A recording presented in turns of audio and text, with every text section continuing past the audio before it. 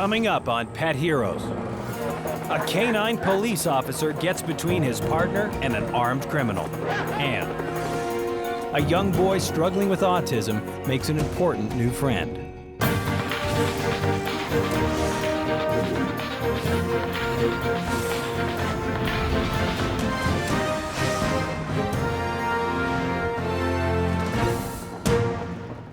Hello, I'm Jason McCoy, and welcome to Pet Heroes.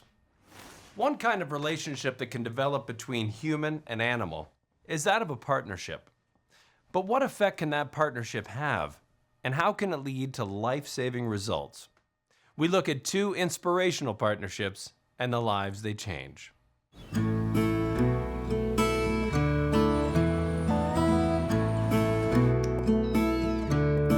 Calgary Police Services Officer Sergeant Bill Dodd was born and raised in Calgary, Alberta. After a brief stint working for an oil company, he decides on a career in law enforcement.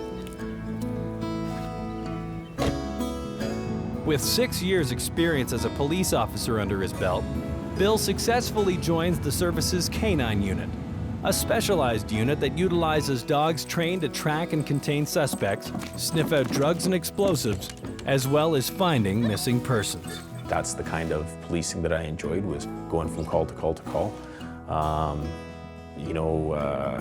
Driving fast and doing all the exciting stuff. I also, always had a love of dogs and animals, and just seemed like a perfect fit. During his training, Bill works with a half a dozen dogs, but none have all the attributes of a working canine dog. The Canine Unit sends Bill and another officer to check out two new candidates. One of the dogs was a big, strong, healthy-looking, excellent-looking dog, and the other one was kind of a really emancipated, skinny, tall but skinny dog that looked like nobody had fed him for a while. And so, of course, he picked the one that looked better and looked a little bit bigger and stronger, and so I was left with the other one, and that turned out to be Odin. And looks were deceiving, because the day we opened the door of that kennel, we knew we had something special there. If we were looking for an edge, we found an edge, he had it, and that's what we were looking for. He was originally from the Czech Republic. He'd had some basic obedience training, and all that had been done in Czech. I started off with the Czech commands, but over time, quickly he learned English before I could learn the Czech. Canine dogs are with their handlers 24/7. They work with them, they come home, they're your responsibility at home. Odin was quite an exceptional dog. At work, he had quite a reputation on the force. He was fierce, he was ferocious, he was aggressive, and yet at home, he was probably the perfect family pet. He was a really good pet, and I can't remember a time in my life when he wasn't somewhere by me, or I didn't know where he was. After 4 months, Odin graduates and he and Bill begin their shifts with the Canine Unit in January of 1999. Over the next 4 years, Odin racks up the arrests and establishes himself as a valued member of the force. Dr. Connie Varnigan, a professor of psychology at the University of Alberta, teaches advanced courses on the human-animal bond. The aggression is trained. It's not that this is an aggressive dog. This is a dog that is trained to act aggressively. If he were an aggressive dog, he wouldn't be skinny little scraggly dog to start with. He would have been big and fat and aggressive. So, it's all in the fabulous training that our police forces give to the dogs and between the dog and the handler. In March 2004, Bill Dodd returns for his first shift with Odin after 2 weeks vacation. Several members of Calgary's Canine Unit are away attending the funeral of an Edmonton canine officer killed in the line of duty. We were a little short on the street that night. There was only myself and another canine guy working that night, which for a night shift, there's usually more than 2, but that night there happened to only be 2. Over the radio, Bill hears a report of shots fired and officers in trouble. Canine 12. I immediately switched over my channels to that district, and they were, of course, now calling for canine and tactical unit assistance to help locate the suspect that had fired the weapon at the police officer. who was now out and hiding somewhere.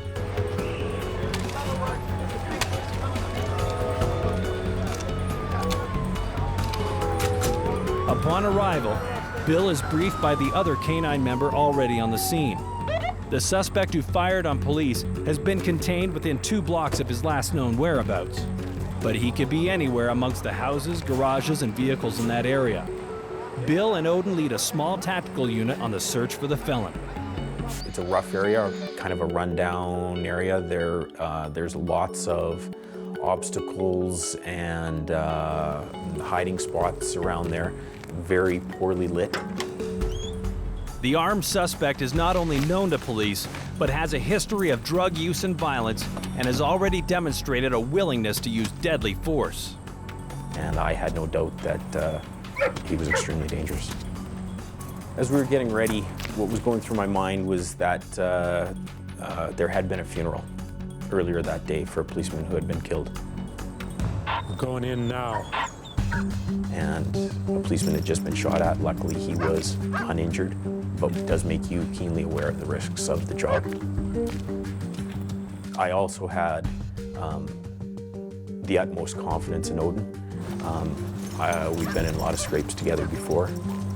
Odin has much better sensitivity to sights and sounds and smells, even in a dark environment. So he's able to see a lot better. He can hear a lot better. He can smell the bad guy. He's out there as a super strong stimulus detector. They can pick up on very, very subtle stimuli very quickly.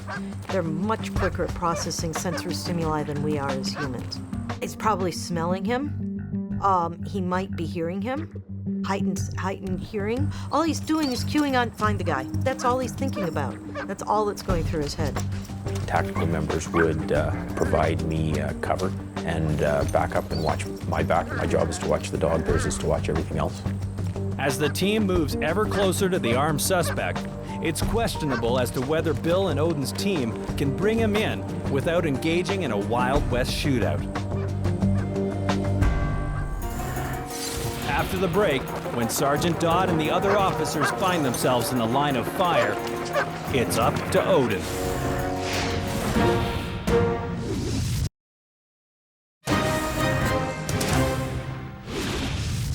K-9 team Bill Dodd, his longtime partner Odin, and their tactical support inch closer and closer to an armed felon hiding out in a dangerous Calgary neighborhood.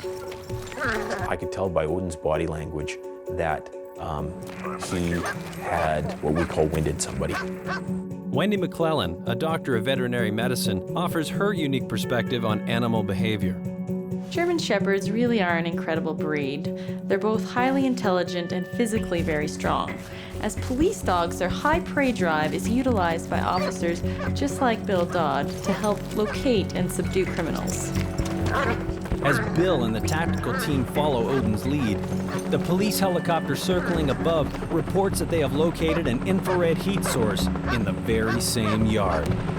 Got a hot spot, 1 yard, the duplex where you guys are at the corner of, on the far south side of the duplex, right up next to the building and the fence. I got a hot spot in the backyard.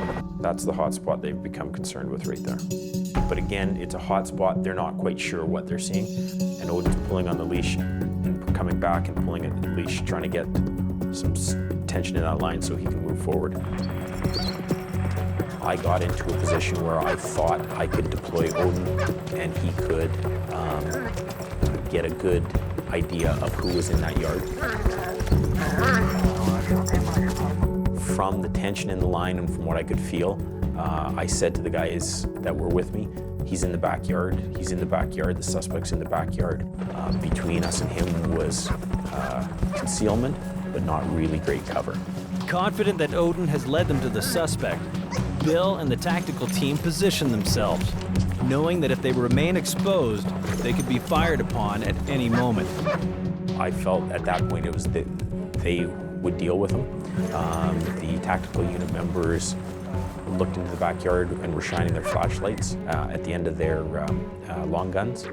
But one of them said to me, I don't see anything, I don't see anybody back there. It seemed like an eternity that I was leaving Odin exposed. Just as that was happening, one of the tactical unit members' flashlights lit the suspect up in the flashlight. Bill is right in the line of fire. It just seemed to me to all be happening in slow motion. It just was too long that we were exposed. Odin made a beeline straight for the suspect. Odin made contact with the bad guy's right arm, which he was holding the gun in, and the tactical unit member saw the gun. So he said, "Dogs got him, guns down. Dogs got him, guns down." 441, copy, one in custody. We got the bad guy, partner. Nice work. Miraculously, the suspect is taken down without any shot being fired. If we can resolve these situations without resorting to lethal force, of course, you know, that's what we want to do. Sometimes it works out, sometimes it doesn't. In this particular incident, it worked out, couldn't have worked out better. In 2008, at the age of 10, Odin retires from the Calgary Police Service's Canine Unit as one of the longest-serving dogs with over 300 arrests. Unable to imagine himself continuing in the Canine Unit without Odin, Bill transfers to another division of the police service and buys Odin's license from the city. He was very good with the kids. I mean, the kids were young. You know, my little one would, you know, go after him with the barbecue tongs, or the kids would paint him. He was just amazing in what he was able to do. You know, his focus, his drive. It's like he had a sixth sense, and partnered up with my husband, like they were just an incredible combination. Odin was unique in that he was able to be very aggressive on the job, very physical, yet gentle and calm at home with Officer Dodd and his family. This is usually not the case with dogs of this nature. He had a Jekyll and Hyde personality. He was all business when he was at work, and he was a really gentle, loving pet when he was at home. Odin is passed away in January this year. And it was hard on my family and I. We developed a close bond. You know, we miss him, but yeah, he's a hero in our eyes, and we'll always fondly remember him for sure. Next, a single mother finds hope for her autistic son in the form of Chloe, a beautiful black lab.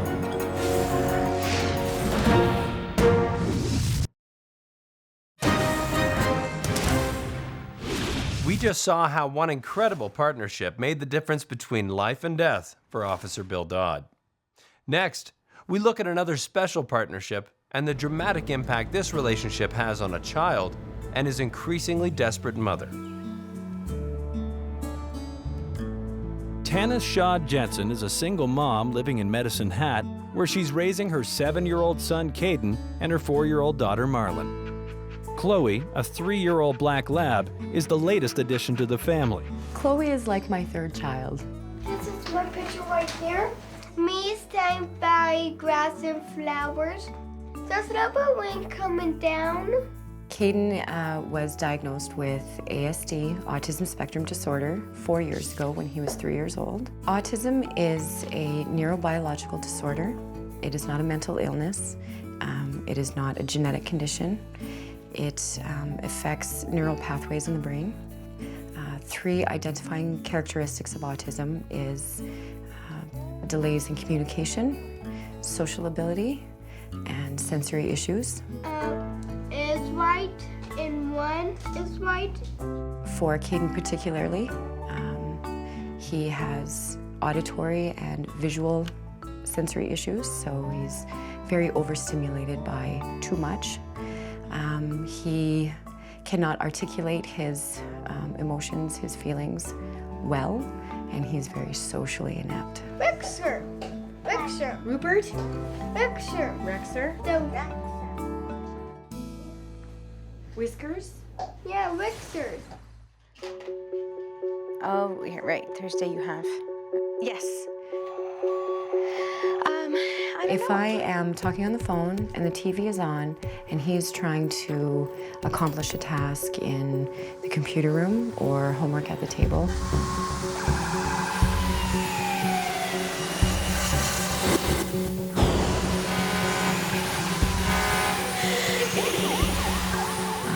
he becomes very frustrated and He flaps his hands or shakes his head. He used to hit himself, or he would run away when he was overstimulated, and that's very hard. I have to go. Tanis desperately struggles to calm Caden down as he goes into sensory overload. Caden was to a point where he couldn't function hourly. We couldn't do anything. We couldn't go anywhere. A typical day in school was send him to school at 9 o'clock. I would come home and I would wait. I would wait for the phone call, which would come about an hour later. Caden ran away, or Caden is having a meltdown. Caden is under the table screaming. Tanis is increasingly concerned for Caden's safety as his self-inflicted injuries become more severe. I couldn't plan anything because Caden was running away. Caden was hitting himself constantly. So we were living in this house like a prison. It was like a prison. And I had to do something drastically. After reading an article on the benefits of companion animals, Tanis looks into getting Caden a service dog. So, you just don't have any dogs? But long wait times and high costs prove too much for the single mom. It just seemed so hopeless. You know, I needed something right away. With her hopes of help dashed, a friend of Tanis steps in with a temporary solution. So, my friend, my wonderful friend, lent us Chloe for a week, and we took Chloe into our house, and immediately I could see change in Caden. Right away, there was a connection between the two of them. Right away, I saw a smile on his face that wasn't, that was a genuine smile. It was a genuine smile. Chloe's a black lab, and black labs are known for being great with kids of all ages. They're very active, they will play and fetch and interact with the children, and they're also very kind, sweet-natured, and very patient. When we're just petting a dog, our stress hormones, a major stress hormone is called cortisol, our stress hormones decrease. Our body is relaxing, our heart rate decreases, our blood pressure decreases, we digest better. Caden is relaxed. He's able to deal with his environment a little bit easier because he's with Chloe. So Caden went to school the day after that Chloe showed up and spent the entire day in school. The teachers were very lenient and let Caden talk about the dog. So just by talking about a dog, Caden was having a normal social interaction with his peers. That has never happened. But it was never intended for Chloe to be a permanent companion for Caden. And a week later, Tanis's friend returns to take her back. We had to give Chloe back, and the day that she left was a very sad day around my house. Everybody was very sad. Caden cried, I cried. The thing is, we weren't sure when she was coming back, if she was coming back, so that uncertainty scared Caden. He reverted back to his old ways. He was sad. He lost his friend, his only friend who, you know, could love him unconditionally, who didn't care that he was having a meltdown, or didn't care that he was having a bad day, or couldn't talk, or anything. She just wanted to play with him, and he lost that, and so he reverted back to, you know, he regressed.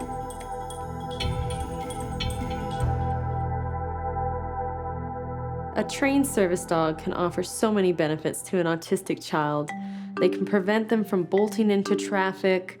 They are a constant companion, giving them unconditional love. They also help with social interaction. When kids come up, autistic children often have a hard time communicating, but if the dog's there, they will wait and give the autistic child the time that they need to communicate. Seeing the amazing change in Caden's life, Tanis's friend decides to let Chloe live with them full time. And again, it was It was like the first day that she was with us. Caden had a wonderful day at school, a wonderful day at home. There were no meltdowns, not for those first few days. It was almost like I could see what Caden would be like without autism. If he wasn't affected by this disorder, I could see what he could be like. And it was a really good feeling. It was good. Chloe was able to modulate her behavior when she was around Caden. This is a common behavior in dogs. A good example of this is with little kids. Dogs will not be as rambunctious when they're around little ones because they know they don't want to knock them over. So in this case, Chloe modulated her behavior to fit Caden's, and that's a large part of why they bonded so quickly. Caden has changed drastically. He is calm, he's responsible, he's learning independence. Chloe! The bad days are very rare, they're few and far between. I think she has saved not only my sanity, I think she saved this family. I don't know where we would be without her. I don't want to think what life would be like without her. She's a good dog. She's my hero. She really is.